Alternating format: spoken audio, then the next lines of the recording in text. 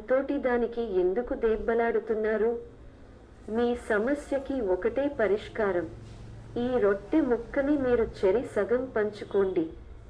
కావాలంటే మీ ఇద్దరికీ సమానంగా నేను పంచి పెడతాను అని చెప్పింది.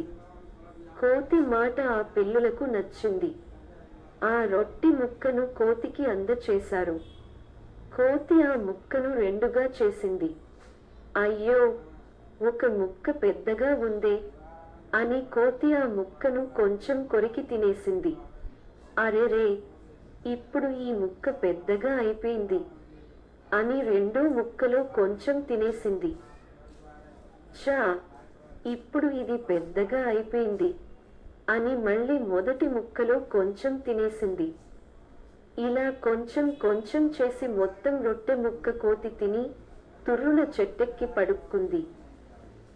పిల్లులు రెండూ నోరు వెలేసి చూస్తూ ఉండిపోయాయి. నిరాశగా వాటి దారిన అవి వెళ్ళిపోయాయి.